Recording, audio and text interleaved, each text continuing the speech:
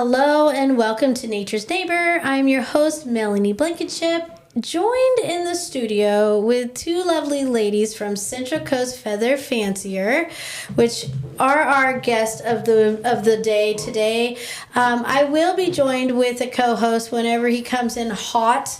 Like a lot of you know, he's coming from the coast, so Josh is not always known for his on-timeness. So girls, thank you so much for joining us in the studio.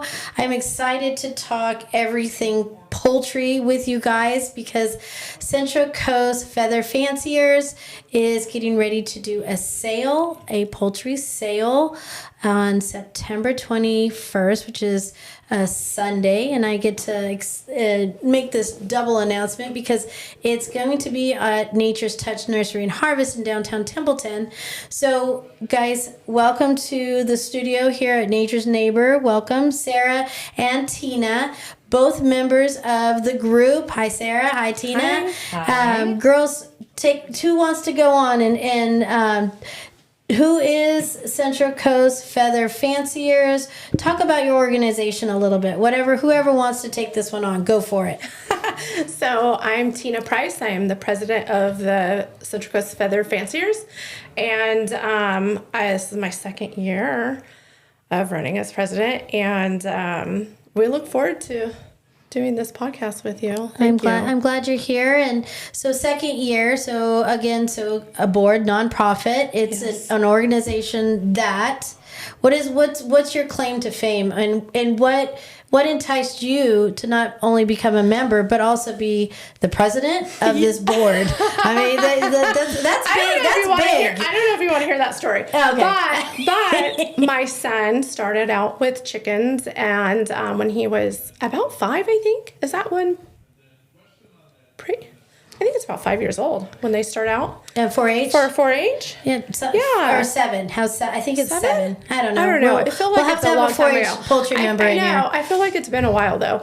And so we started off at 4-H and immediately joined the club because we got our first birds from Tammy and Amanda, which at the time was the president, right? I think she was the president then. And so we got into chickens showing at an early age with my son. And pretty much it's all been about him. And he's pushed me to do all this. Mm-hmm. I'm like reluctantly, but I've fallen in love with those chickens. So what breeds do you raise? I only have water malls. Yeah. You want to talk a little bit about the breeds? Because I'm also a member. I'm just going to disclose. I'm also a member of your group. And why did I become a member? One, I wanted to support you guys. Two, I enjoy being with you guys. Like, I can't get over, I've been a poultry raiser for years, but there's so many different breeds. And,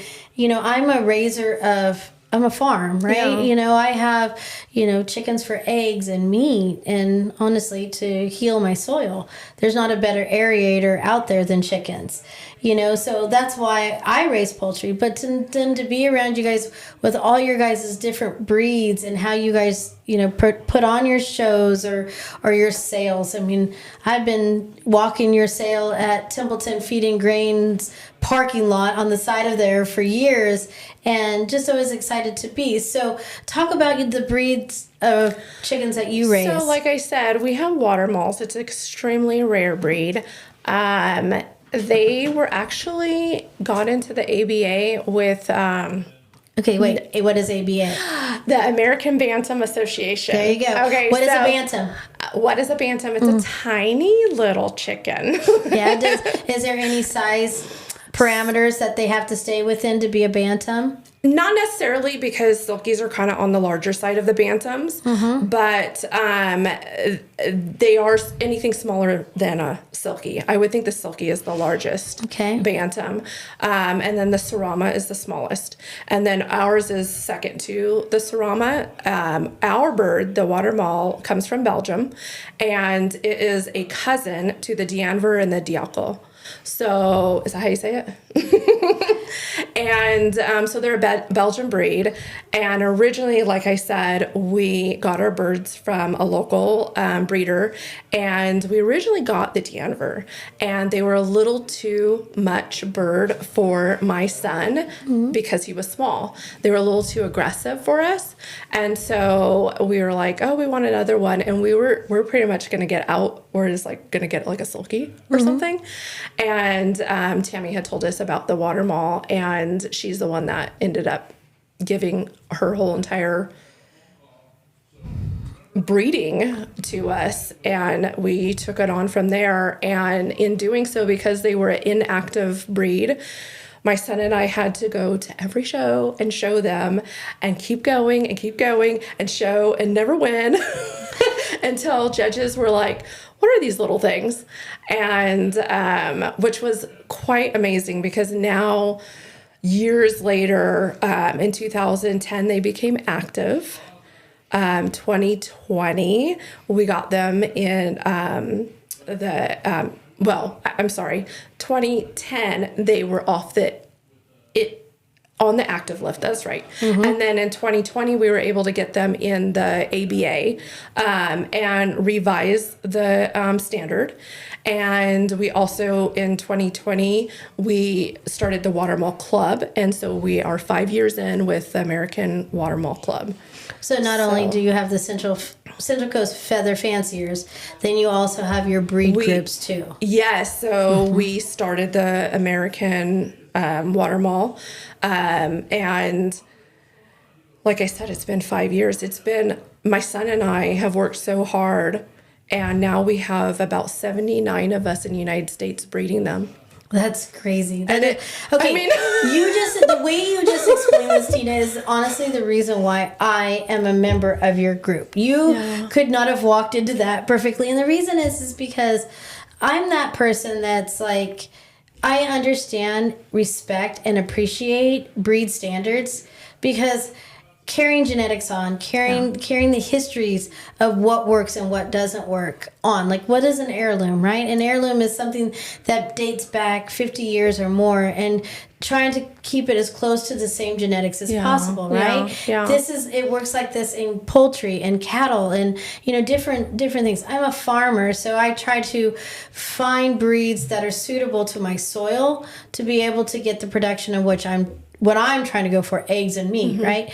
But at the same time, it's fun for people like you guys that catalog and keep track and admire and do the work. It's a lot of work. I mean, I mean, the one meeting you guys had at my store in Templeton, when you guys were talking about getting judges and how much each judge costs the club and what these judges are required to do, and not everybody can judge. And I mean, just that conversation alone with you guys, many reasons why I want to support you guys, but that right there, like seeing the work and the dedication and the loyalty that you guys have to your group and to your breeds is pretty exciting. Behind the scenes. Yes, and that's why, like I said, you walked right into that. Like they came in with this group, guys, and I'm like, okay, guys, the history, and I can tell like there was a little hesitation, but literally I gave you the platform right now to talk about what you do, and you just blossomed. So, it's a lot easier to talk about my own breed. Exactly, but also that's what makes that club special. I also saw that. It's like you guys all have your intricate part, right? But then as the club, you guys all work together, because it clearly shows when you guys do your sale, because the sale has a variety of different poultry, but yet you guys are all working for the same goal.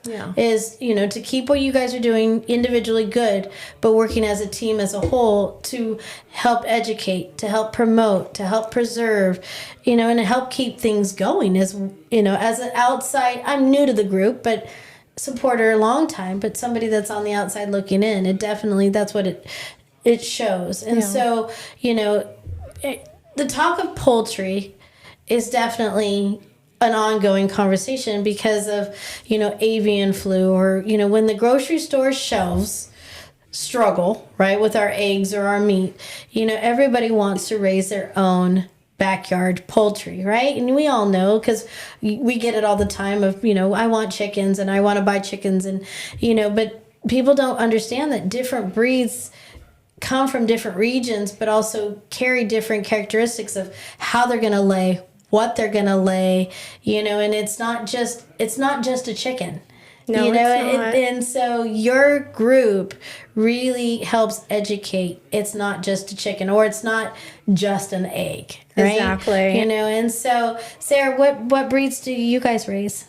Right now we have we're trying to focus just on having D'Anvers, and I do have a few Seramas left, but that's what. Can you explain those two different breeds? Trying to pare down to just one breed because it's hard when you have so many different ones. How do you keep the rooster staying with the same hens?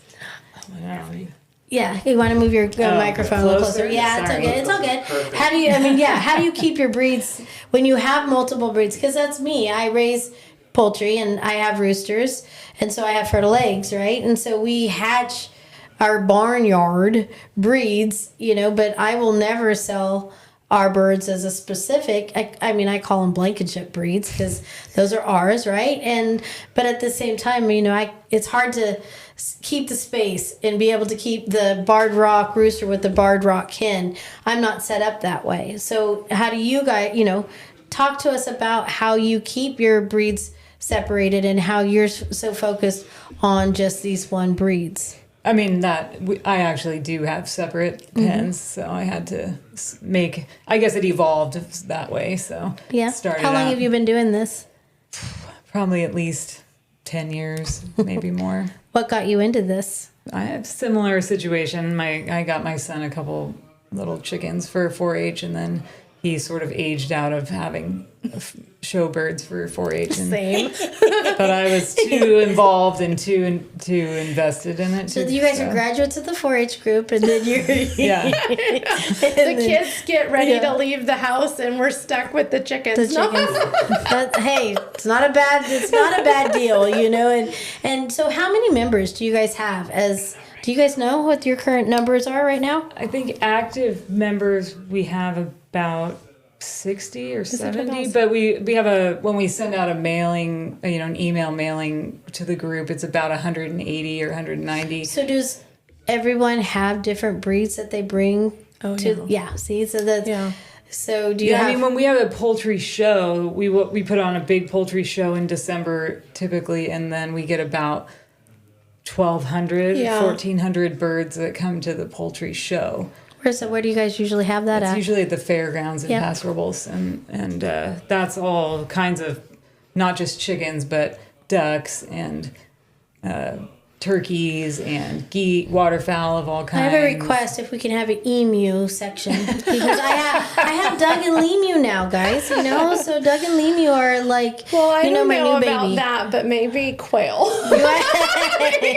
They follow me around. They go wherever I go. I've seen people bring emu eggs to the egg. Yeah, that's me. Is that you? You have emus? No, but I do the egg painting and the egg decorating contests, and so that's kind of my tribute to the. Usually start laying about May, so we should start seeing eggs about May.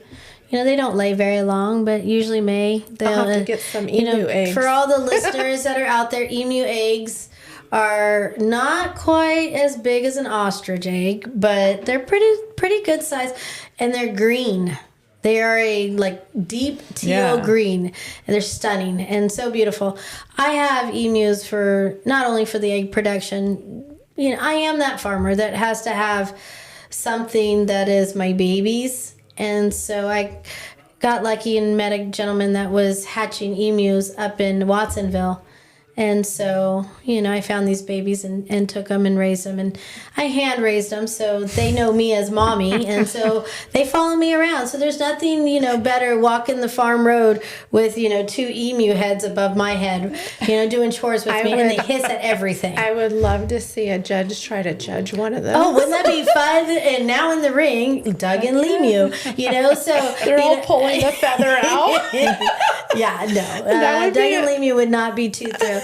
But I'm also that person too, guys. When I was a child, I had a goose named Sammy and a chicken named Clyde. The Clyde laid green eggs, right? Both of them had handmade diapers so that they went everywhere with me. So poultry has always been near and dear to my heart. And so I've always carried this on, and I always knew I'd have chicken. So my chicken extravaganza turned into a business, right? I needed to be able to afford their feed. I enjoy them very much, but at the same time, I got to be able to afford to feed them. So that's where this is a business now. But, and I love how much people are interested in poultry.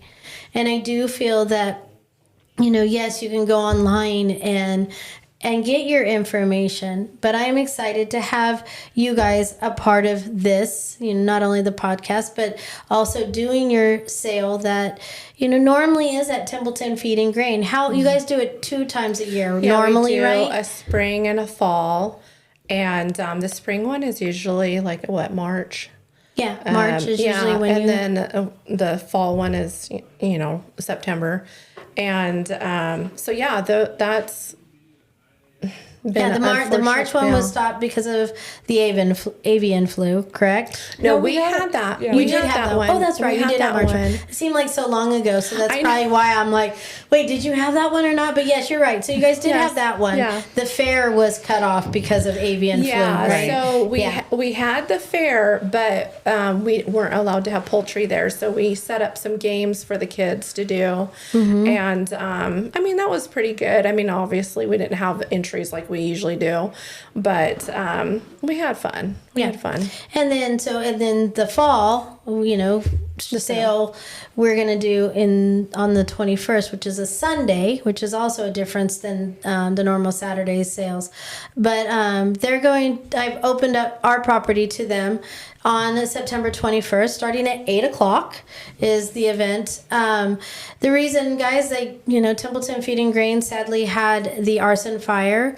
Templeton Feed and Grain's location is not available at this time, but the show must still go on, right, guys? So we have people that, need to move some chickens or move some ducks. I know you guys having turkeys. Do you know of anybody that's bringing turkeys? Every once in a while we do, but not rarely. We usually get a lot of ducks, though. Or not a lot, but we get ducks and... a lot of chickens. Yeah, a lot of chickens. Sometimes we have some quail and what do you bring? Pigeons. Oh, that's right, pigeons. Yeah. So they're going to have that for sale at this event again, September 21st at Nature's Touch at 225 South Main Street in downtown Templeton. Let's carry on the discussion of breeds, because people ask me all the time. I'm constantly having to educate people because they don't understand that chickens are seasonal too in their lay. I was just at a market on Saturday in Templeton at the Templeton Library, and I was selling at a discount bantam eggs because I'm that person. I have a bunch of banties just for fun, but they lay very consistent and they are very prolific in their egg production. And I have eggs literally coming out of my ears right now with, how many banties I do have. But it's so funny because how much I had to explain that it was a chicken egg. Just because it was small, like this big, it was still a chicken egg. So many people thought they were quail eggs. They thought they were some kind of, different type of bird. Somebody came and asked if it was a pigeon egg, I think. And no, this is a bantam. Well, what's a bantam? So that's why I asked you that, because how many people just having, dozen egg cartons full of bantam eggs that I was selling at a discounted price, and everybody's like, well, how many bantam eggs does it make how many do you have to use? Two bantam eggs to one chicken egg. That's what I say, because I only have bantams, and you pretty much do bantams too. I have a few. You don't show your large fowl. No, they're not. Yeah. But most of our club members, I feel like, all have some sort of bantam. Yeah. Well, there's a lot of bantams. Well, I think we have a couple people with large fowl. We do, but I feel like they also have the bantams. Yeah. So maybe we need some more members that have standard sized chickens that have, that could bring that discussion and that show to the table, because, so many backyard people that are raising chickens for eggs. they have the questions, right? Like, why does my chicken not lay? Why, right now, everybody and their mother is talking about why their chickens are slowing down. And, why they look terrible and all their feathers are falling out. You guys want to get into that? What is molting? You guys can teach that one because I constantly have to, but what is molting? Go ahead. Yeah, go Sarah.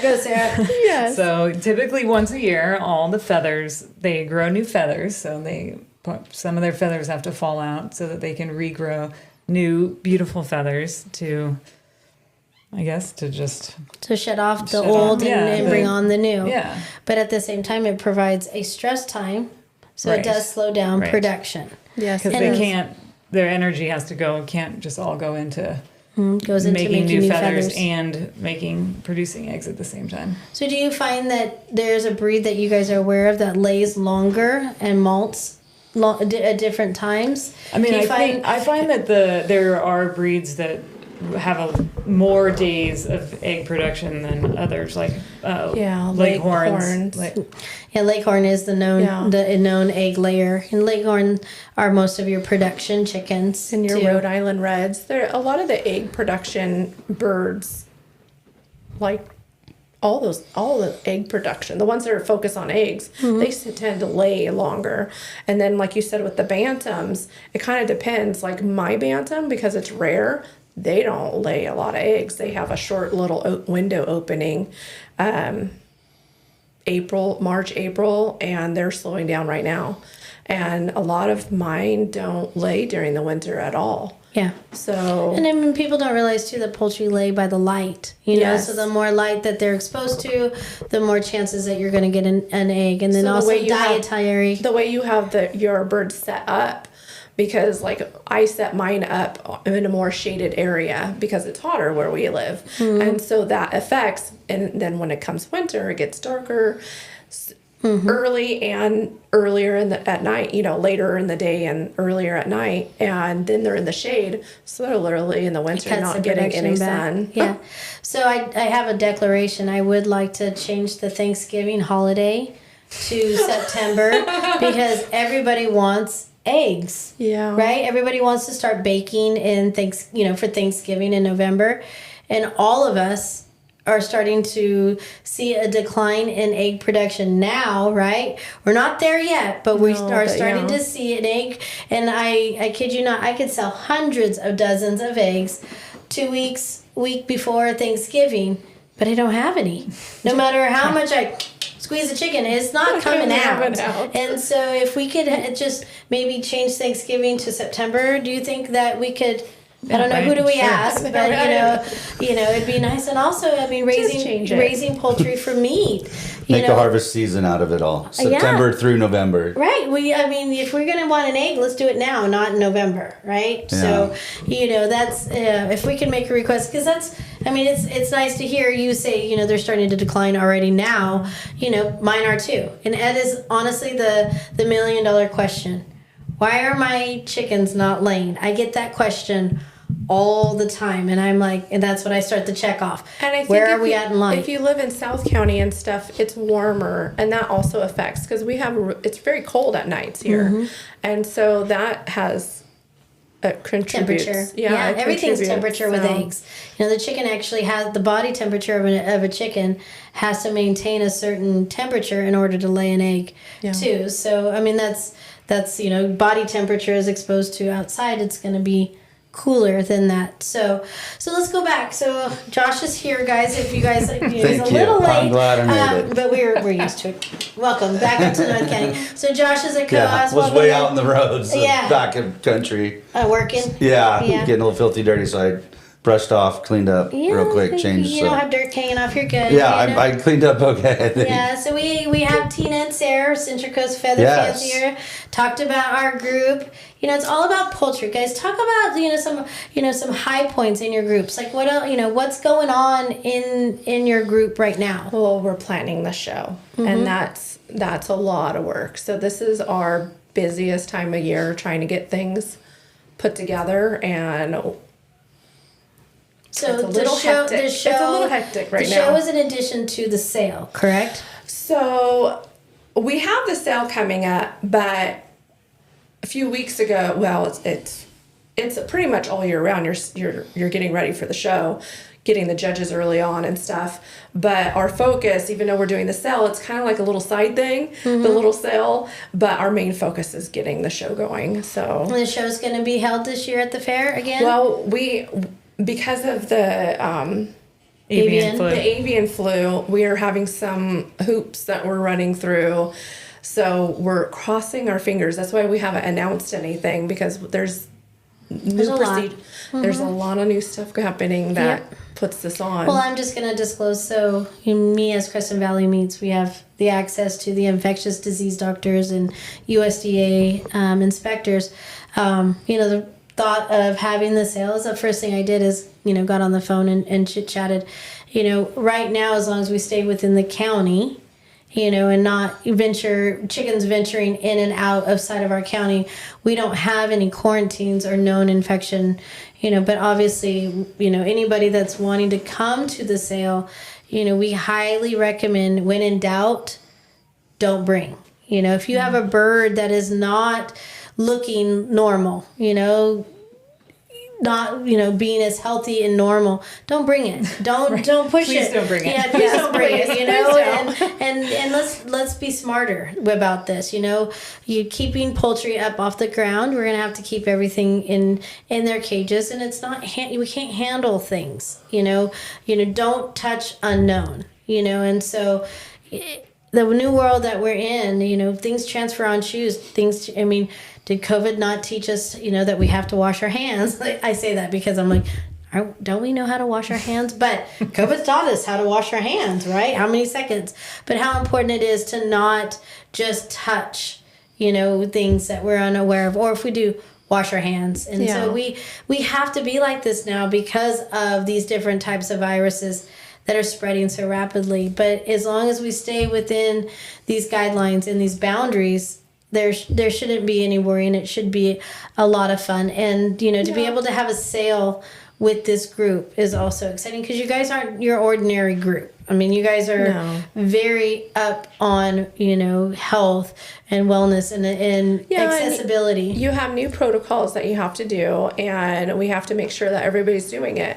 And so it makes us have to be a little more, I don't know, what am I trying to say? Due diligence on the inspections and on the cleanliness and thoroughness of what you guys are trying to do. Exactly. And that's, that makes, for me as a farmer, I've always had to be like that. People don't realize, why do I not want people walking through my farm? I would love to have everybody out and be able to see the farm, right? But people don't realize that, tobacco mosaic virus, which is a virus that affects tomatoes, and I grow a lot of tomatoes, it can transfer on your shoe. And so that's why I don't have open, in and outs all the time on our farm, because of something like that. And that's just these new viruses and how rapidly and how much they are spreading. It's making people have these conversations like, let's be cleaner, let's be more aware, be more communicative, know where things are coming from, and know how to handle things when you see it. Just because you need to make money, but that bird might not be that healthy, don't push it. Let's be smarter and not just keep things transferring that shouldn't be transferring. Keep it contained. So I wanted to put that out there because we have an email of exactly this from the infectious disease doctors, and how to put the sale on is to make sure that we're doing our due diligence and keeping things clean. Yeah, we're dealing with a lot of kids too, and so it's almost, I feel like we put ourselves in a teacher's position where we have to control and make sure, a lot of kids want to just go and take them out the cages, so we're going to have to be like, we're not doing that. But they're children. We're adults. We have to teach. And we should be disciplining. So we're all going to be supervisors. Yeah. Discipline is I enjoy discipline very much. I ask my children. And look at Miguel even smiles. I'm not afraid of it. I think it's discipline is good. It creates boundaries, and it creates responsibility. And, just because they're children doesn't mean that they're okay to just go, right? Yeah. Like, Yeah. when did we become that society, anyways? But at the same time, especially in this is what we can to teach, right? We have to teach. Parents are supposed to parent. And that's also known as teaching and guiding. Yeah. So yes, please, I enjoy children. I would take everybody's children if I could, but at the same time, we got to teach them what we can and what we can't do. Yeah. So and respect the animals and the scenario and what we have to do as protocol, and everything will go smoothly. Yeah, And exactly. I think maybe encouraging people once they have purchased a bird to put it in the box and then Yeah. Keep it in the box. and then maybe move along. And we were not actually going to hanging provide around. some boxes. Oh, So let's the do club, this year. That's yeah, awesome. because normally we rely on the buyers to bring their own boxes, and it usually It's a little hit and miss of whether that happens or and doesn't so happen. they're carrying them around. A little disclosure. We know you guys are coming, so you are coming to Nature's Touch that has a ton of produce boxes that, nicely fold. Okay. And so I am saving you guys some too for the show because, I mean, how many sale.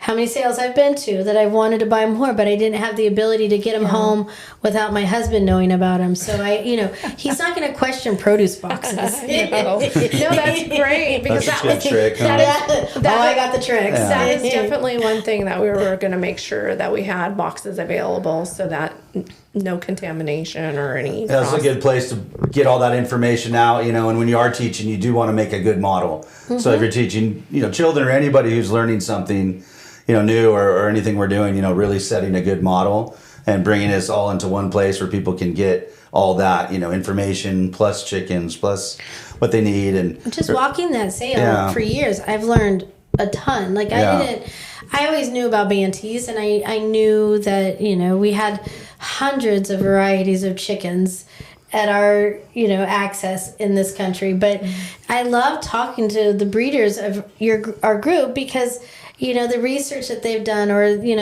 this is this breed with this breed crossed. You know what I mean? Mm-hmm. Like, it's not just a chicken. It's, to have a lot of nuances. Yeah, but then and how much pride and ownership a lot of this group of members has, and to see it carrying on. And again, it's the cataloging of the breeds and cataloging of the history of how long it's been going on. I asked you this, but I don't think you guys came to an answer. Do you know how long your guys' group has been formed? Club we have. Yeah, as a club. I feel like we have stuff in my, the premium list in the 70s. Yeah, I was gonna say this is 70s. I've known of this group for a long time, but I couldn't remember how long. I know you're asking. I know. I have so much. Yeah, before us. Yeah, long before us. Okay. I mean, what's the lady? She's I think she's in Aurora Grande, but she's a judge. She had the little white Banties. It'll come to me. She had been a part of the group for a long time, and she was talking about like late 80s, and so that's where I was thinking this is where this group had been formed.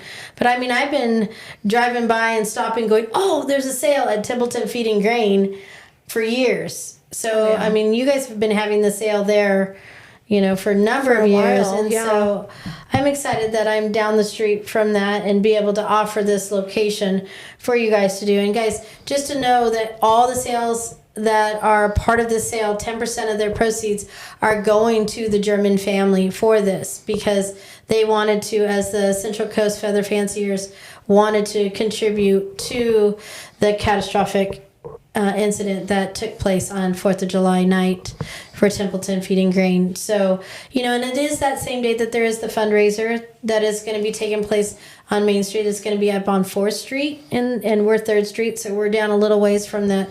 But we're all going to get to join and be there for that one good purpose of trying to somehow be better for our community and generate funds that keep Templeton Feed and Grain going. Because, I mean, I giggle because that Saturday I watch you guys.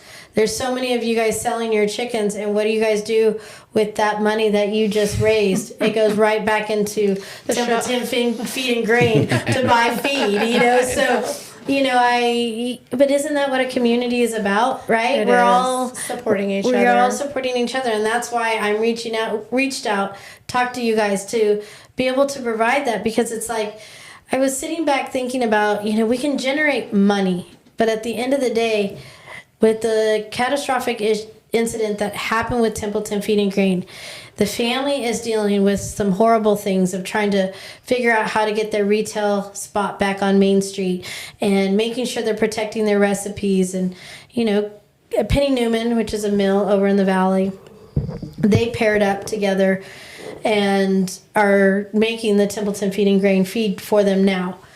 Before that, Templeton Feed and Grain was needing to change because there were so many farmers that were not farming grain anymore.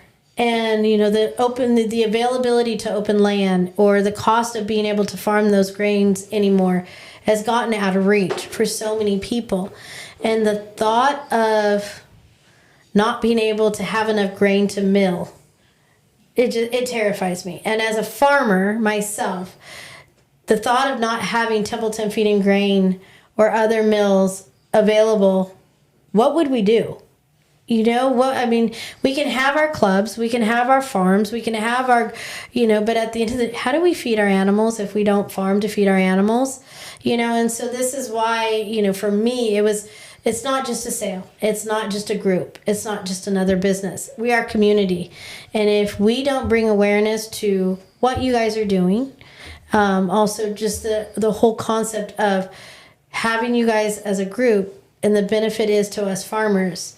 We have to farm to feed your animals, and we have to farm to feed you too, but we have to farm to feed it. We need to bring this whole picture back. I think the picture doesn't get talked about and recognized as much. You guys aren't just an ordinary chicken group, right? No. Like the amount of information you guys have. I know I'm kind of putting you on the spot here on this podcast, but I can't encourage you people enough.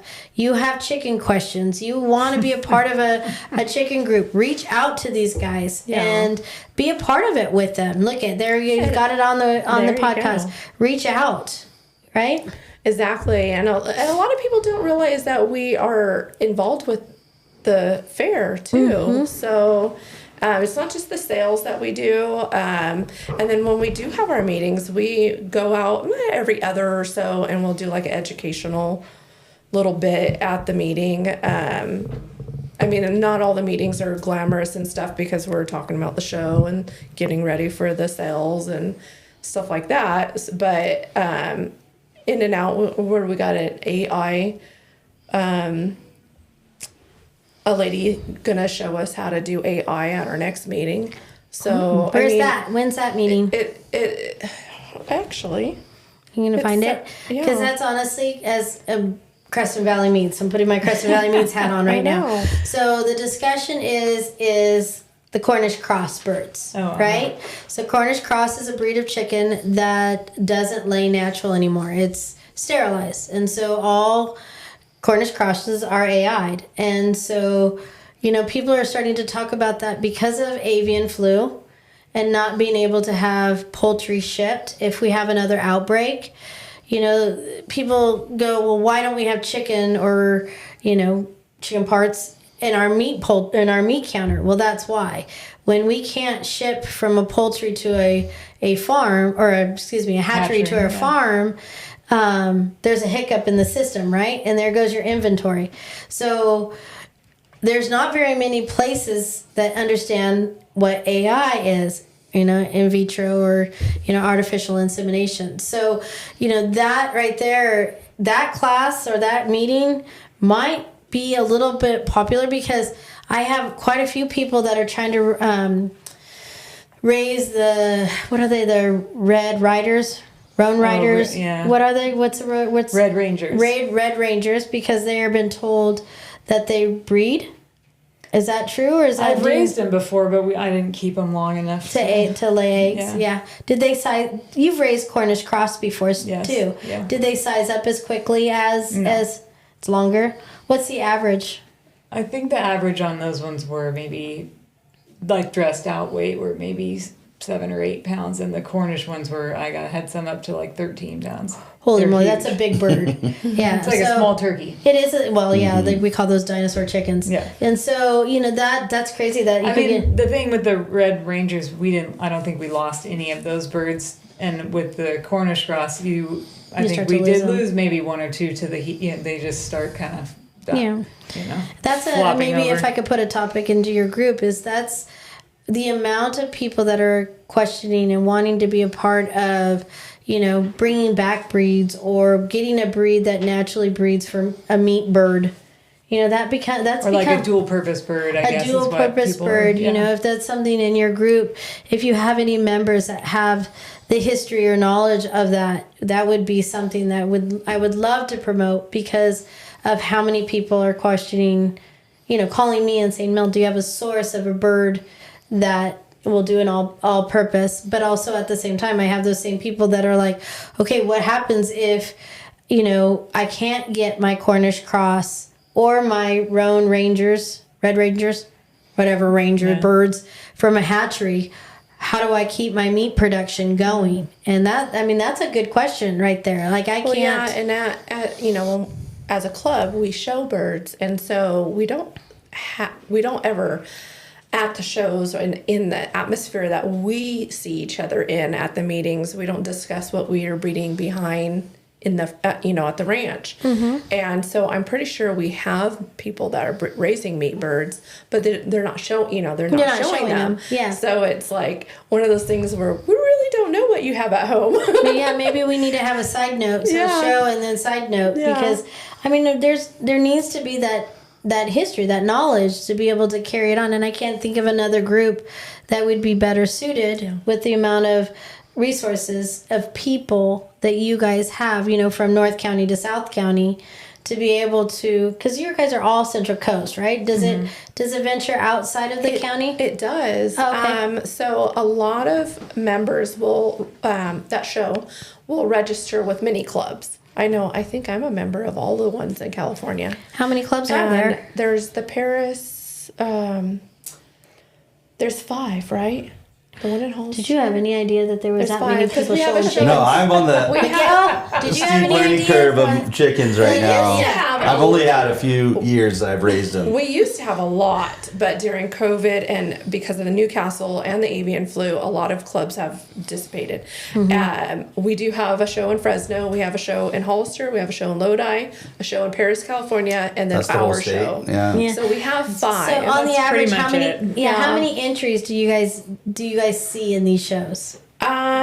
I think they range between 700-800 to about 1,400-1,600. What is Lodi's the This is largest? like a What do they have? whole world we don't even, as Yeah. farmers Maybe and close as to 2,000. grocery Yeah, store people, we almost don't. Look 2,000 look at what the- these people are doing.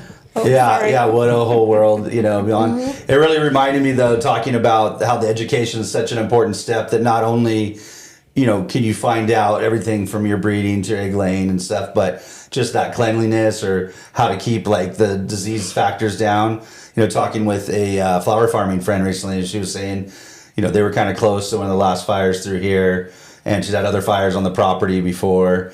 And it was just like, we're doing a lot of fire hygiene, they're calling it now. Just making sure things aren't stacked up that can burn, leaves, litter kind of things stacked into trays that are empty that this, will light up, or other types of things. So just that first level of like how, if more people are going to be involved in their food production or, these parts, how to really kind of create a good base model or foundation that's built upon, instead of something that's shaky where all of a sudden it gets these huge gaps in it or potential, super health risks. And So what's the it's a topic in its own right. Yeah, It's so good like, farm hygiene. So do you guys have like winnings, like when in a show, like when a champ, like honestly, like I'm like curious about this even more now with how many there are. Like, okay, so what does a champion? What does a champion receive? So receive? Yeah, as for winning champion Every bird. show's different. Every show's different. Okay. Some do trophies, some do ribbons, some do money cash. We did Last year we tried to promote the giving cash out prize. cash instead of the just trinkety We things. try to change it up because, I mean, Do chickens ever exchange hands that way? oh god. They'll have hands. They have Well, you pass the chicken from one person. Yeah. But no, why am I'm asking? So, but everything's in a database, right? So it's going to be logged of why that bird was chosen as the champion. You know, best of breed, best of show. I mean, you start off, so you get your first through fourth placements in your breed, and then you get your variety. So your colors, every bird kind of has different colors.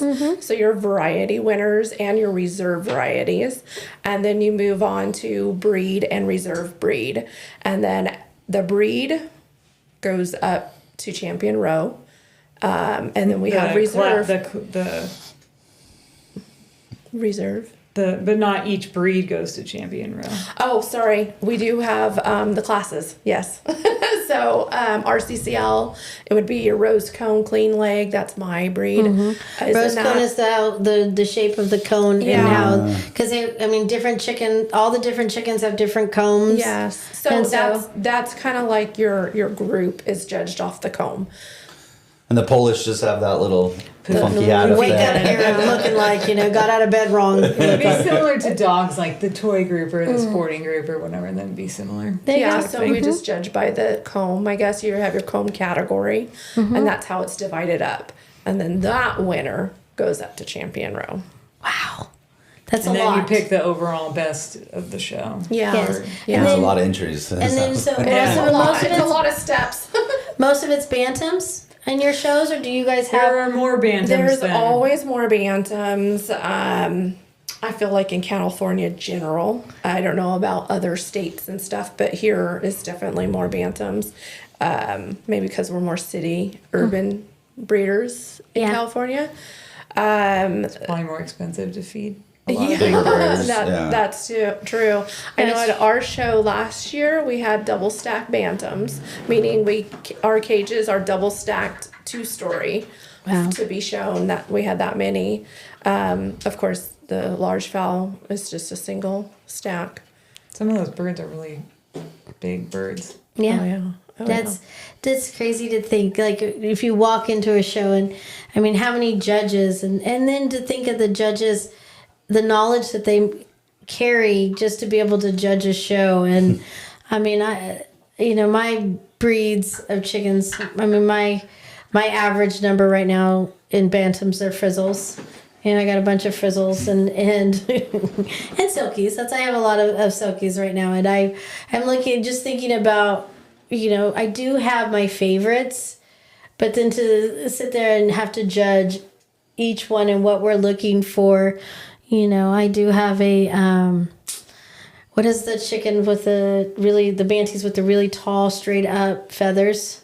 They're back tail feathers. They're French type. Oh my goodness, I'm going to forget. They're little. And they little and their tails are really erect. Serrano? And then, no. Oh. fillet, I can't. It's a French breed, okay? But I'm going to tell you, they're beautiful. But those roosters, no matter what I do, I have one. And no matter when I let them out to free range, he always has to attack me. But I'm like, how are you so pretty and that capable of being that ornery? And it's like he wants me to look at him, I think. He's got to come try to spur me and say, I'm here. But I'm like, I laugh because I'm like, oh my goodness, I can't get over how pretty he is. But he's so darn Little man neat. syndrome, huh? Yeah, oh, bad. And I laugh because, so I teach people how to do bees and how to keep bees and how to harvest honey, right? And it is the funniest thing in every one of my classes, in the very beginning class, I always tell people about, the suits and the protective gear that they have to wear for bees. And I said, how important it is that you don't just get into raising bees because you want to. You got to understand that bees need to be managed at all times.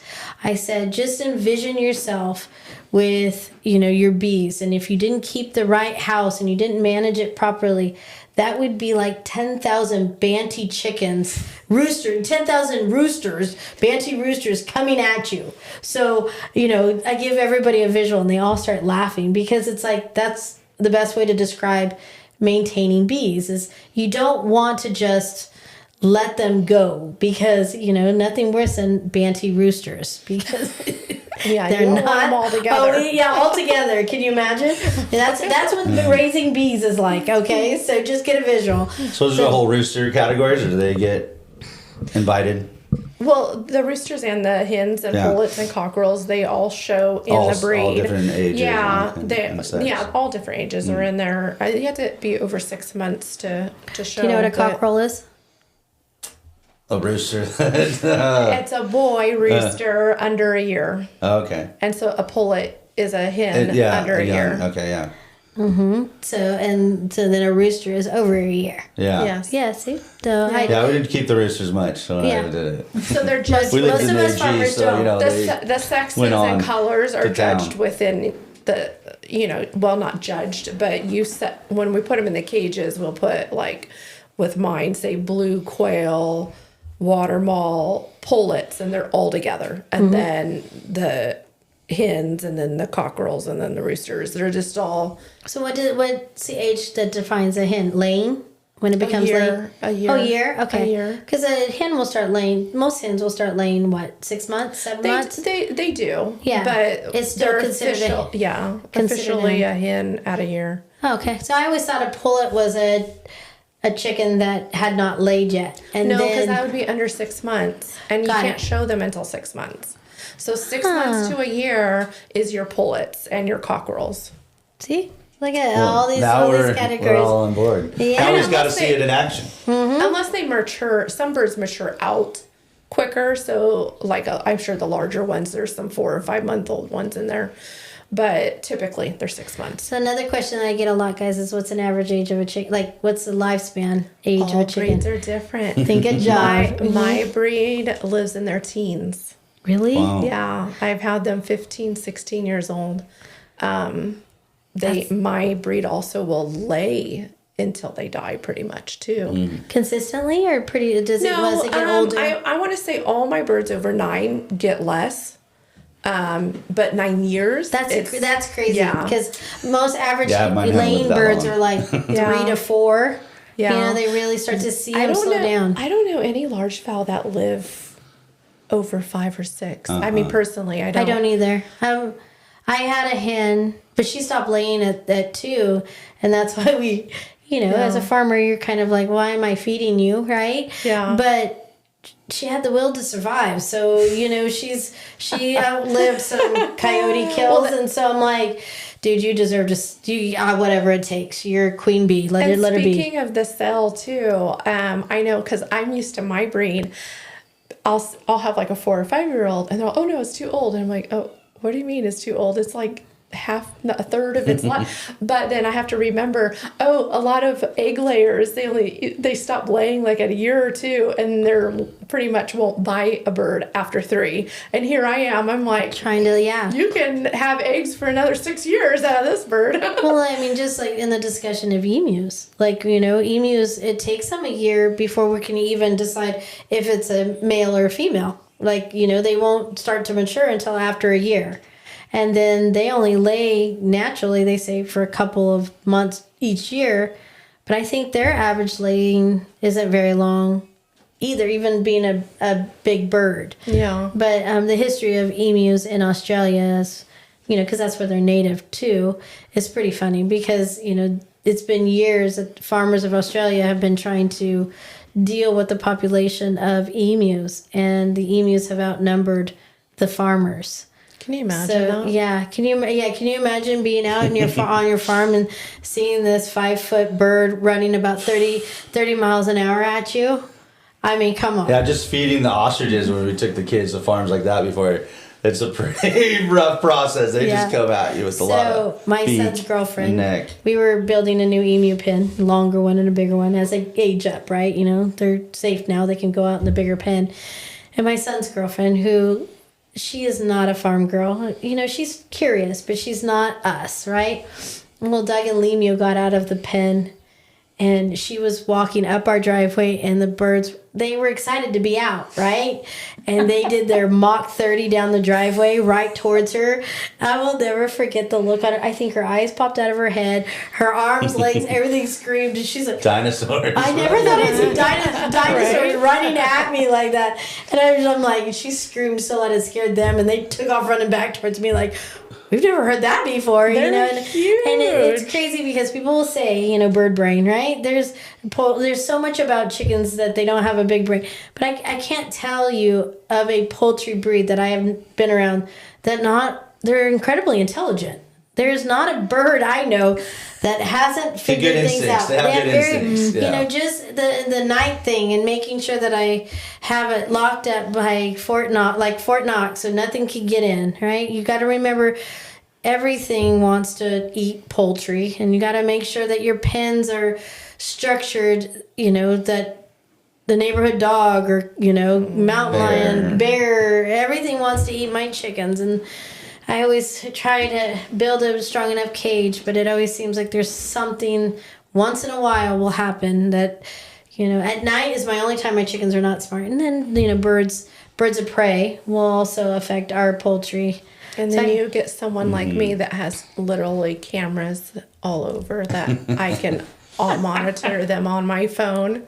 Really? Oh, yeah. That's awesome. She's raising them to 15 years old. She's invested. I don't want anybody. I mean, her breed is also just... So, I mean, we were endangered. And so, I mean, we're not right now. But, yeah, I think when I first got them, I want to say like 3 years in, I had something go in and kill half of them. And, I mean, and we didn't have that many. Like 17 or so. So we had to start pretty much all over. And when there's no other person with water moths, that is really hard. Yeah. Well, it takes a lot. So yeah, I have cameras facing the girls and the boy. That's awesome. It alerts my phone. Are you Get the shotgun. in depth, Sarah? You have cameras too? Yeah. Yeah, you guys are serious business. So because I had a mountain lion get stuck in one of my cages, which then became scary for you. Yeah, to come out. Yeah, to that. Wow. I have a mountain lion too. When it was raining one winter morning, and we're very rarely getting chicken eggs when it's raining and cold, but I get periodically, and there's nothing like walking because I'm on a hill. My house is on a hill, and the chickens are down in the lower part of the property. I'm walking down and seeing a mountain lion literally like tail swishing on the top of my chicken pen, like waiting for them to come out. Like, it's like, it was this drive-through, and I mean, that was terrifying, right? And I scared the mountain lion and took off. But at the same time, I'm like, I didn't do cameras. I just got bigger dogs. But then I had to teach my dogs that, no poultry. That's all. Yeah. We have this discussion every morning. You're not allowed to eat poultry, and then the other day I'm losing my mind because the wild turkeys were in the garden pecking all of the remaining beautiful zucchini, that I was trying to pick, right? They're picking each one. They were just, I'm like looking at my dogs. I'm like, what are you guys doing? And the look on their face was like, well, you tell me not to eat poultry, Mom. I can't pick and choose, so, it's snacks. Like, again, you say no, but, listen to us, guys.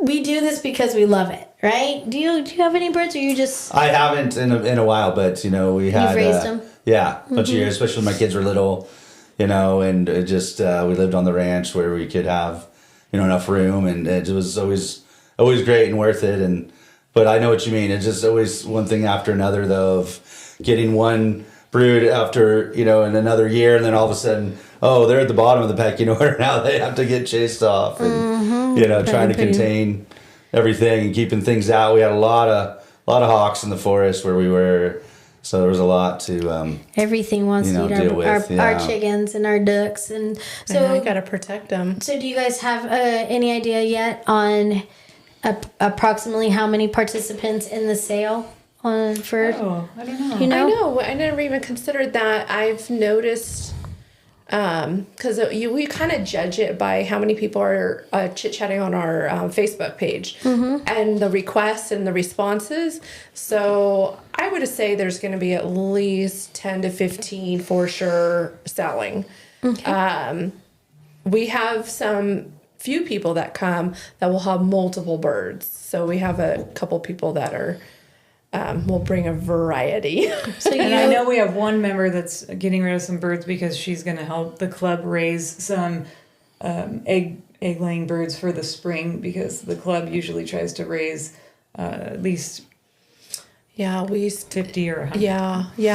Quite a So large for amount of the birds sale, for the spring somebody sale. asked me the other day when I started promoting the sale, would you guys ever do like a wish list? Like if somebody came in, like you guys started a list of saying, hey, I'm looking for this breed. Would you guys be able to take their name and phone number and be able to provide them? I mean, yes and no. We used to have somebody that would go and raise birds for the sale. That person isn't doing it anymore, so we have a new person that's going to kind of do it for us this next For the spring. Yeah, for the spring. So in that case, we could, I guess, take some numbers and stuff and see what kind of birds to raise. Mm-hmm. What's the most popular? Majority of the people that come to our sale want egg layers. Yep. So we focus on egg layers. We get some weird requests of certain birds, but we can't. Not everybody has those birds to sell. Mm-hmm. They're usually some weird rare birds that nobody really has. So that's not something that we would want to raise for a sale because that would be specific to that person. Yeah, but so like, do you guys have a breeders list though, right? Like you guys have a list of members of what breeds they're specializing in, Yes, right? yeah. So that's I think that's kind of where the question from this person was coming was like, just because they might not have birds this time around, Yeah. but I'm looking for, I'm just a Brahma. The I'm just going to spring- throw that out, yeah. like a Brahma chicken. Yeah. Would, one of those breeders Yes, on we your have list, Brahma, yeah. But definitely we've had that Yes, where, okay. where we've connected people with people in the club if they weren't at the sale to say, look, we can get you in touch with them. Yeah. Because that's what I'm trying to explain. Please come out and support this sale. It not only supports the club, but it's also going to support Templeton Feed and Grain. I'm just providing the property. I just want you Yeah. guys to succeed. That's what I'm. Well, and also I want to shop on my own property. The way our sales go, our spring sale is usually the whole point of our sales is not just for everybody, but it's also for the 4-H kids. So our spring sale is usually the people that want to buy birds for the fair. And then our fall sale is usually for people that want to have birds for our show. Got it. That's kind of where it's at. And then Or if they're entering 4-H and they're looking for birds too. Yes. Mm-hmm. That's kind of why it's designed on the when we sell our birds. And then that, of course, the general public, we always try to bring some egg layers for them. So it's kind of like for the 4-H and the general public, our Got it. sales. Got it. Yeah, I'm always shocked when I used to drive by 8:00 and see all the cages with all the birds in it, and then I go down and open my store at I'm on 3rd Street, that's on 5th Street, right? So I'm passing by. By the time I open my store to get down there, I'm always shocked about how many empty cages there already are. So It I goes by suggest so fast. and Sometimes people can't even unload their car fast enough, Well, and I'm people going are to tell trying you to. guys, did you see on Facebook, you guys have somebody that's like, if you're going to say you're going to start selling at 8, can you please start selling at 8 Oh, so yeah. you're not sold We've out had- by 8? Yeah. We've had So- we've had that complaint before, so We've had we will that pay a attention to lot. that. And we've had the 8:00, the 9:00. Some people prefer the 9, but then everybody arrived at 8, and so 8 o'clock. The 8:00. Yeah, I think they we arrived at gotta, you gotta 7. stick, you gotta They stick arrived to the 8 o'clock Yeah. sales. Yeah. Time. We're Yeah. 8 o'clock. We're, Yeah. be And then ready you to get sell. people at 10, 11, 12, and sometimes we're completely sold out No, by no, no, 10. no. That's what I. Yeah. Yeah. Yeah. But it's like, for me, I there admire early. you guys in your show. I know. Early bird always gets the worm, and so it's not in the poultry Early bird world. gets the bird. Yeah, exactly. So I know, and I admire you guys so much and how dedicated you guys are to the show. And this sale has always been, even for me who's seasoned pro in raising poultry, I learned something every time I've done your guys' sale. And also too, meeting people, reconnecting and connecting also with the community of people. I mean, I had no idea that my daughter shows horses, right? And I understand how shows are, right? But I didn't think about all the details and categories that there are for all of your birds too. And I admire that I have so a much. fun fact too. Okay, go for it. I'm from the dog world, and the dogs and horses, they always claim they are the longest sport in America that's been around. Mm-hmm. We are at 152, right? 152 years poultry in United States. And this year in February, because I'm going to Westminster, is our 150th. And they always claim they are the longest. And so the thoroughbreds too, the racing, 150. And I'm like, you guys have no idea. Like chickens Couple got years beat too by young you. there. We got you beat by a couple years. Well, guys, I guess if you That's call like a poultry sibling shopping, rivalry right there. on that It's a note, show. it is about that time. So I'm happy that you guys found the time to come and introduce, talk about, maybe remind people that the Central Coast FeatherFancy.com group is here. They're doing their sale Sunday, September 21st, starting at 8 o'clock sharp, guys. They will be there. They won't sell before. They're going to start selling right at 8 o'clock. And they're going to go, did we give an end time? I think usually we just sell until the birds are yeah. gone. Yeah, That's- I mean, my yeah. thing is, the Rotary's going to be selling hamburgers and hot dogs, and the Cattleman's going to be selling tri-tip sandwiches for the fundraiser for Templeton Feed and Grain as well, up the street a little bit for us. You guys will have, and the Nature's Touch will be open, so you guys are more than welcome to hang out as long as you want, and also participate in the I think there's event. a car show too. Yeah, and there's a car show. So there's going to be a lot of happenings at Templeton on September 21st. So I invite each and every one of you to come out, support these guys, enjoy these guys, bring your questions, but also bring your pins to sign up for membership. Be a part of that group. You don't have to show to be a part of it, because I'm a member and I don't show. I'm a member to be able to support and be a part of it, and I want this to succeed, so that's why I'm a member. It's fun. It brings all the chicken people together, because we even have this lady that does chicken rescue, rooster rescue. Yeah. And she's a member, so Yeah, it brings everybody. We have people who are just, have backyard chickens that are just interested. well, I'm bound and determined to have an emu Yeah, section. learning more is great. Yeah. An emu section. Next Maybe an ostrich. year. Maybe an ostrich. I haven't figured out how to hand raise an ostrich yet. But there's an awesome farm. Can they be together, ostriches Yeah, and they do. emus? They normally can? do. Yeah. There's a farm in Lockwood, which is in Monterey County, but Donkey Hill, they raise beautiful ostrich. They do it for dual purpose egg and meat. But they have flat, huge open areas. You want to see something so beautiful is when all the ostriches start fanning. Oh, it's so pretty. But so I'm bound and determined. People don't realize that that's poultry too, and I giggle because that's USDA term. But difference in the meats called a rhea, but it's still poultry. And so we'll add that too. But not only turkeys and ducks and guineas and quail. We've had a couple guineas at the shows sometime. I have a ton. By the way, disclosure, I have a ton of guineas for sale. So I'm trying to decide if I'm going to just sell them or harvest them. I'm just going to say that, because they are a dark meat bird. They're actually really good. But so I have a ton. That's what happens when your partner in this crazy nonsense buys 10 commercial incubators. Bring them to and the it sale. works very well. So yes, we'll have we'll have guineas, but I'm working on the quail. Our quail have slowed down their egg Oh, really? production. When you brought those Yeah. things of 1 day's worth of 5-gallon bucket of eggs from a 1-day collection. It was I've eggs seen that in the wrong. back of your car before. Yeah. yeah.